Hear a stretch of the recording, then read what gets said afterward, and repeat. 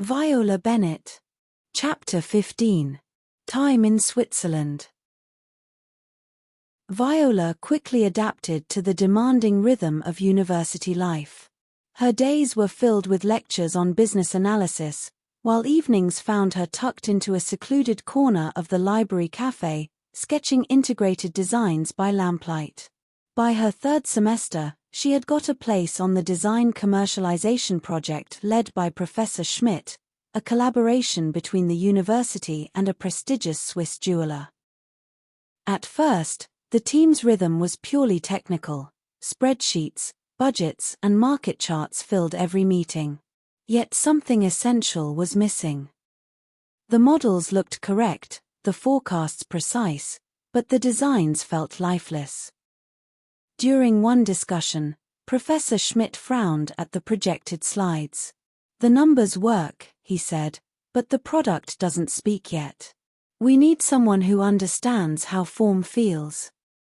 A murmur rippled through the group. Viola glanced at the mood board on the wall, cold geometric devoid of emotion, and hesitated before raising her hand. "If I may," she began, steadying her voice despite a flutter of nerves, "I don't believe the problem lies in the numbers. It's the story. The narrative is missing. Every piece of jewelry should tell something, but ours? People don't know what it wants to say." The room quieted. Even Professor Schmidt looked intrigued. "Then tell us," he said, gesturing for her to continue. She walked to the front, the light catching the pearl pendant at her neck. "We need to design not only with precision, but with empathy. Beauty has to make sense, emotionally and structurally. Let me show you what I mean." She opened her laptop, revealing a visual framework she had drafted the night before, color palettes inspired by Swiss alpine light, silhouettes echoing classical harmony, and a flowchart that traced every aesthetic decision to a commercial rationale. The team leaned closer, and something shifted in the room, a quiet recognition that the missing element had finally appeared. From that moment, Viola was no longer just another business student. She became the bridge between design and logic, intuition and analysis, the mind that could make beauty make sense. The conference room soon gleamed under the filtered morning light. Charts, sketches, and spreadsheets sprawled across the oval table, an elegant chaos of color and calculation. Viola adjusted her notes with quiet precision, the rhythm of her pen almost musical against the paper. "Numbers alone won't sell beauty," she said softly, glancing at the design board pinned with gemstone sketches.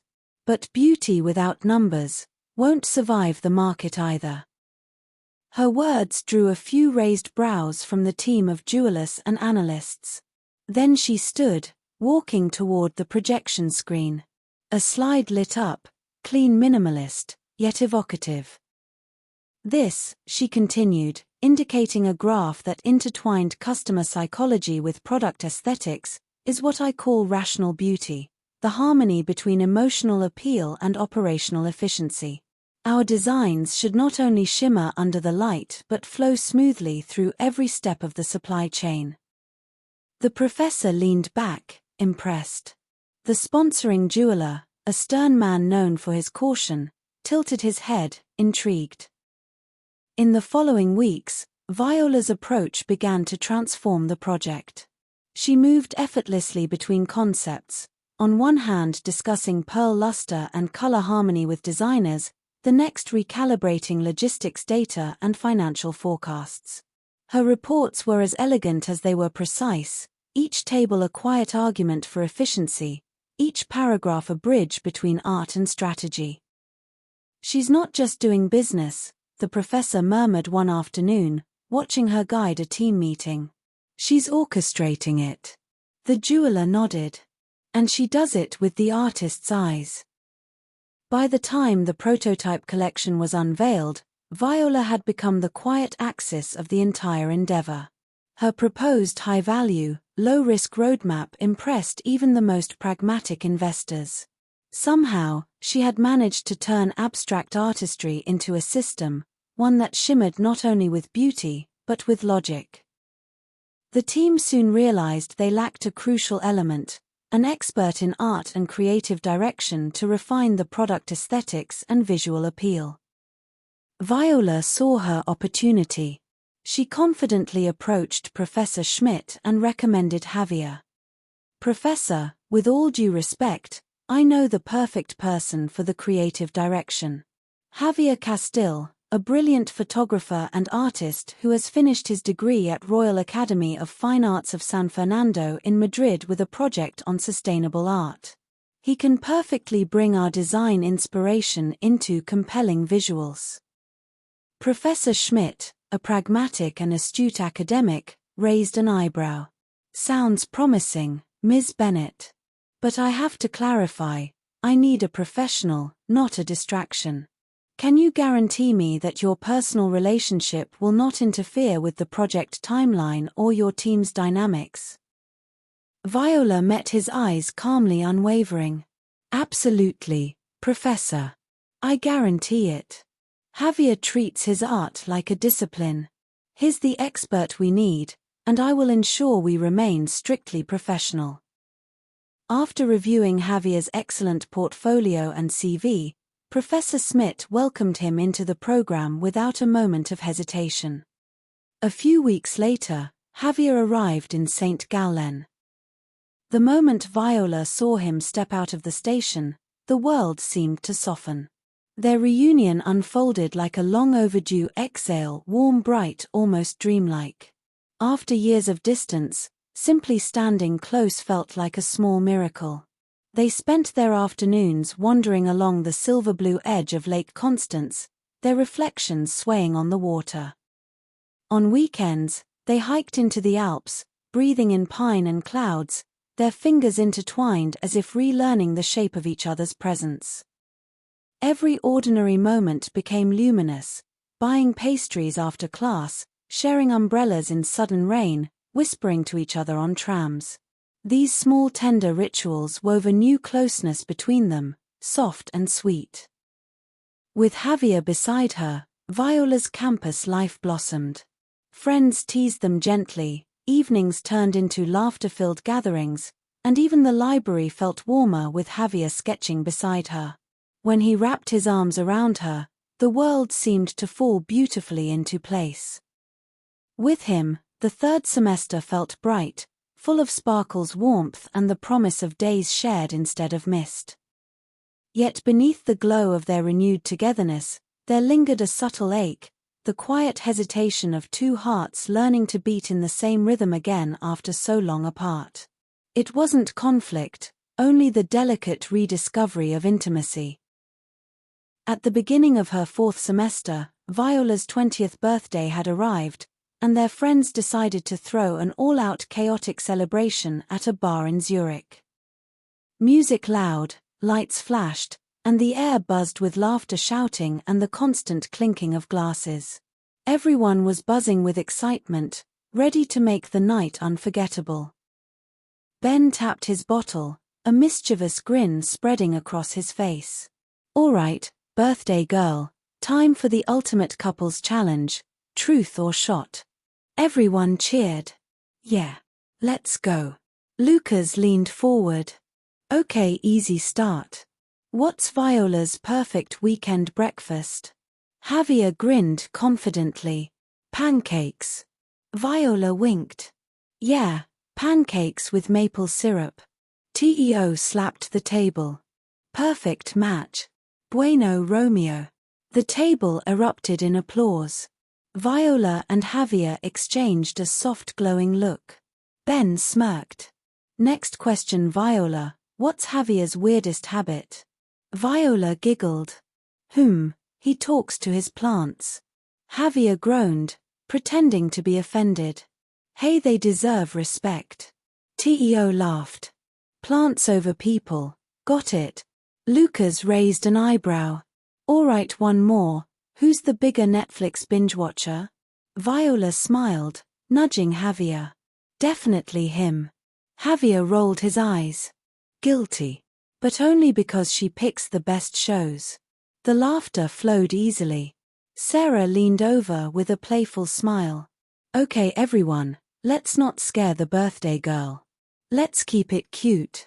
Viola shot Sarah a grateful glance. All right then, Sarah said, sitting beside Viola. Viola's favorite dessert? Chocolate soufflé. Viola and Javier answered at the same time, grinning. The table clapped. The tension eased, replaced by laughter and playful nudges. Lucas couldn't resist a little mischief. Okay, last one. Does Javier snore? Viola laughed. Maybe when he's exhausted, I really don't know. Javier groaned dramatically. Totally nonsense, guys. Ben leaned closer with a mock-serious whisper. The suspense is killing us. Javier, shaking his head, hopelessly said. Enough, guys. A toast to pure love. Everyone lifted their glasses. To pure love. After the candles were lit, the table sang happy birthday. Viola clasped her hands, smiling as the warm light danced across her face. Javier clapped with a soft grin. Happy birthday, my love. She blushed and blew out the candles. Applause and cheers filled the night. Behind the smiles, Javier's eyes flickered briefly with something deeper before he masked it with a grin, a hint of desire and curiosity lingering. He desperately wanted to close the little distance still left between them. The party broke up late. Javier accompanied Viola back to her apartment. Though both had keys to the other's place, they never stayed the night. Javier's fierce love always drove him to try, in every intimate moment, to finally break that status quo. Viola had just set her bag down when Javier hugged her from behind, his chin resting gently on her neck. A cool breeze drifted in from the balcony, but it did nothing to cool the rising heat between them. Happy birthday, my sweetheart. Have a good time, Javier said. Yeah, very much, Viola replied. You have a new wish for the new age, huh? Javier asked gently. Sure, but it's a secret. I won't expose it until it comes true, Viola teased. But I have a wish to share meanwhile. Javier murmured. Oh. What's that then? Viola asked curiously. Javier tightened his embrace, gazing tenderly at her flushed face, and kissed her lips. He whispered, I want to stay here for tonight. Viola smiled softly, wrapping her arms around his neck. His gaze was so sincere, so burning, a surge of irresistible love washed over her. Viola tapped his nose playfully. No chance. You know, I'm already late on my research draft. And you have an early shoot tomorrow. So you have to go back and have a nice sleep. Javier didn't argue about work, instead lifting her face with both hands, his thumbs tracing her cheeks, his eyes deep and focused. He said, look at you. Your sunshine and lake water, all wrapped up. I love you, V. All of you. Viola looked back at him with her luminous eyes. I love you too. He lowered his head, initiating a deep kiss, their tongues tangling. His kiss was possessive and passionate, as if he were trying to pull her into his very being. Viola felt the fire. This passion was Javier's irresistible gift to her. He pulled her against his chest, their hearts beating in frantic unison. His voice was low, filled with desire, and touched with a vulnerability he rarely showed. Move with me, V. Please. Just pack a suitcase and come home with me. I want to wake up with you every single day. I want to hold you when the city is asleep. Let me be your home, my sweetie. I promise, I will give you all of me. My trust, my future, everything. Viola's heart fluttered with his pure devotion, but simultaneously, that invisible wall instantly rose, triggering her instinct to retreat. Javier noticed her subtle pull back. Instead of immediately questioning it, he slowed down, using physical exploration to dissolve her defenses. He softened his movements, letting his tenderness be the question. He kissed her fiercely, trailing his lips down her sensitive neck and shoulder, and then descended to her chest, sending a current of electricity through her. Javier leaned closer, his voice a low murmur. Do you like this, Vi? Do you enjoy being with me like this? Don't think, just feel, let it speak to you. Viola closed her eyes, breathing deeply, a trembling moan confirming his words. As he kissed and touched her, her tense body softened, leaning into him. Her fierce love for Javier and her physical response was honest and overwhelming.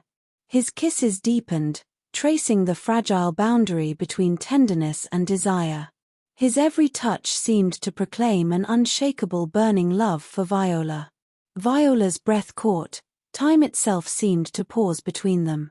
A sudden wave of fear, nameless yet familiar, rose within her, as if some invisible rule she had sworn to keep was about to break. Javier carried her into the bedroom. He could no longer restrain himself, his body was aflame, as if the passion he felt for her would never cool. He wanted her, wanted all of her, and longed to become one with her completely. He whispered beside her ear, "My love, can you just let me have you? Completely? I need this. I need to know there's nothing separating us anymore. We are one, Vi. From now on." Just as surrender seemed within reach, Viola's fear surged, and the invisible wall she had built for years snapped back into place. She felt the familiar pressure, an unspoken boundary she couldn't yet cross. She cupped his face, kissing his nose and lips, her eyes filled with apology and deep conflict. "No, Harvey. Not yet. Sorry." Javier's body heat was instantly extinguished by the refusal. His eyes dimmed, the passionate fire replaced by a crushing sense of defeat. He said in depressive, "When, Vi? We've loved each other for 3 years. Every time I think we're there, you pull back. What is it really, fear or doubt? I can feel you want me, you really do, Vi, but every time, you shut the door right when I reach it. What is it? What is truly standing between us, Vi?" Though only inches separated them, for Javier, that distance felt like an insurmountable canyon. Viola's heart ached. She held his hands, confessing her complicated inner state. She said, "I'm so sorry to disappoint you. It's my fault, but I have this ridiculous, stubborn boundary inside me. And I don't know why. I cannot relax when that moment comes. Maybe it's about still being a student, maybe it's the uncertainty of the future. I don't know. I've pictured my first time. I want it to be a perfect moment, with absolute certainty, romantic and settled. I haven't quite figured that out yet. This isn't about you, I promise." Looked at Viola, Javier couldn't help saying, "It is always about me when you refuse to let me in. This clear mind of yours, it's a wall, Vi. I jump across oceans, I fight predators in Africa, but I still can't get past your front door. I have to ask, do you love me, or are you just testing me against some shadow in your past?" Viola was instantly distressed. "Harvey, please don't be suspicious. There are absolutely no doubts. I love you. I really love you, no ties to the past. Could you please try to understand?" Javier looked at her silently. He felt the sincerity in her words, trying to comprehend her pursuit of perfection, but the questions and the heavy frustration in his heart wouldn't vanish. Javier's voice was full of depression. "It's frustrating, yes, Vi. I respect your choice absolutely. But this is hard. This is so hard, loving you and being kept at arm's length. Please let me know what I should do to eliminate your fear." He gave her a kiss filled with a raw sense of defeat, the passion gone, replaced by forced restraint and an underlying doubt. Viola knew that this wall was silently eroding the foundation of their relationship. Feeling defeated and riddled with self-doubt, Javier didn't go home. Instead, he sought out his friends. He arrived at Ben's apartment, his eyes tired, and headed straight for the liquor cabinet to pour a whiskey. Ben, Lucas, and Teo were sitting around the coffee table, the atmosphere casual. Javier slumped into Ben's couch, rubbing his temples. The weight of the evening pressed on him. Lucas talked. Dude, what's up then? You look depressed. Javier downed his drink. The wall won again. I just felt like I failed some final inspection. She pulled back right at the end. Ben said, Dude, we got it when we were at the bar in Zurich. It's the ultimate vibe killer. Did she pull the future uncertainty card? I swear, they all read the same script. Javier said, the full package. Absolute certainty and the perfect moment. It just feels so damn personal. Like, is it a risk for her to be with me? Lucas continued, Dude, trust me, it's not about your worth. It's about their need for control. Sarah was the same. They want to engineer the perfect start. It's insane. Like, who cares if it's messy? Messy is real. I just kept being relentlessly available until she got tired of saying no. Javier shot back, but I am relentlessly available. I'm an inferno. I want all of it now. Maybe my fire is just too much pressure. Is my intensity the problem? Teo said rationally, could be. You're a hot fire. She, like a slow-burning candle, is probably overwhelmed by your pace. Like, slow down, man. Chill out. Ben said, Teo's right. It's stupid, but that's how some of them are. Javier continued, but why? I'm offering everything. It feels like I'm compromising my true self by not pushing. It feels wrong. Lucas said, have you even asked, what does this goddamn perfect even look like? Does the sky have to be a certain shade of blue? Teo followed, and stop begging, seriously. Just be present, not desperate. Show her you can be happy, relaxed and not waiting for that thing. When she sees you can enjoy it without needing that final step, the pressure goes away. Let her make the choice because she wants to, not because she feels pushed. Javier listened to the barrage of expert advice, the whiskey doing little to lift his mood. He said, the so-called perfect moment is simply bullshit. She set the fire and then let me cool myself down. It sucks. Ben followed. We all do, man. We all do. Welcome to dating a woman who has too much philosophy. It might be the typical German cold heart. You have to figure out a monthly plan for the intimate issues in advance. Lucas clapped him on the shoulder. Yeah, a crazy German philosopher.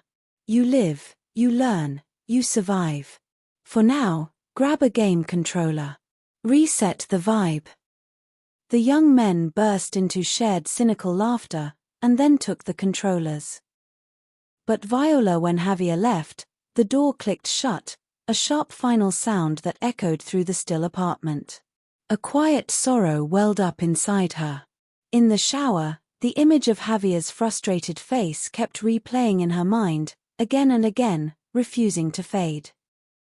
Stepping out of the bathroom, she sank onto the edge of the bed, the silk of her dress cool against her skin. Inner conflict, heavy and suffocating, settled over her.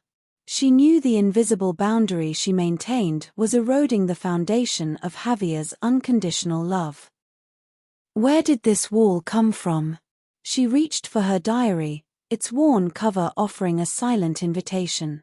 Flipping to a page dated years ago, her eyes fell upon her father Marco's familiar, looping handwriting, a passage he had once read to her, a philosophy he often preached.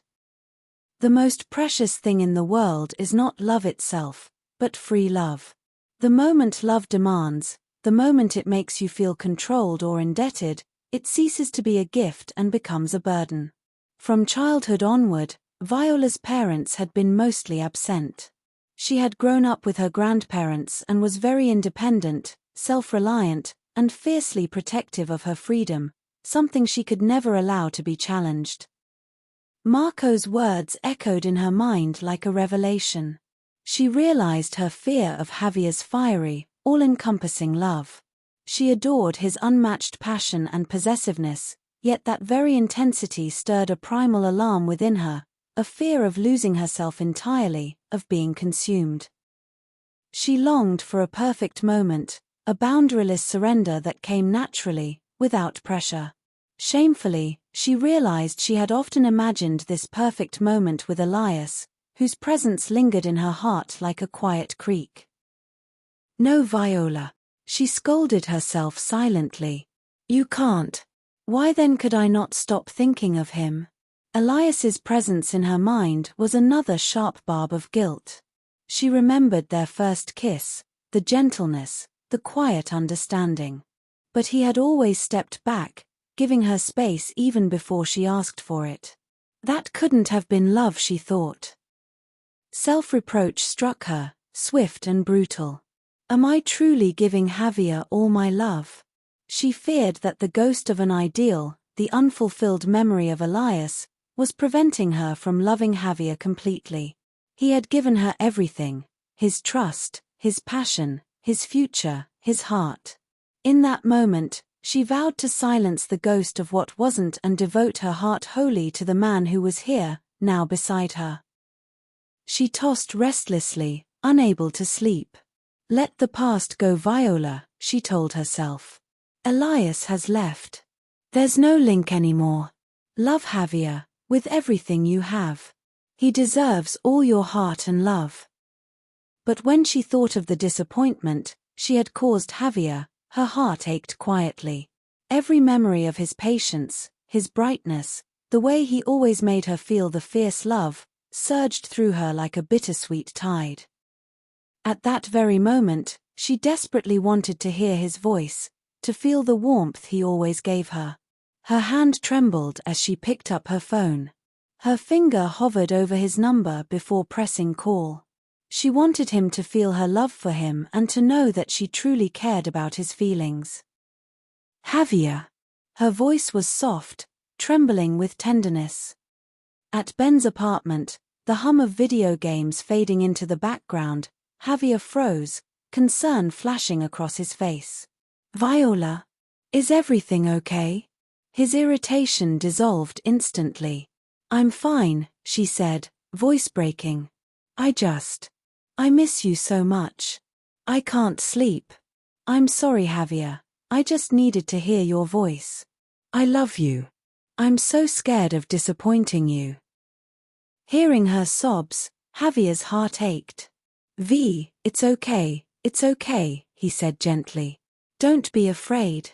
I'll come right now. The distance between them vanished. Just one word, I should go now, and Javier dropped everything, rushing to her without a second thought. When he arrived, she was waiting by the door. Their embrace was long and anchoring. Javier, I need you. Viola sobbing softly into his chest. I'm here, V. I love you. Don't worry, everything's fine. He stroked her hair gently. He loved her unconditionally. The wall, though still standing, felt less important now. They lay together on the soft bed, simply holding one another, no questions, no attempts to cross any line, only the quiet peace of two souls loving each other. In Javier's warmth, Viola drifted into sleep. Seeing her sweet, sleeping face, Javier touched her gently and thought that happiness could somehow be quiet. As dawn crept through the blinds, pale and serene, they awoke still entwined. Their kiss was slow, unhurried. In the kiss, Javier carried a sense of misplaced restraint, his desire with nowhere to settle.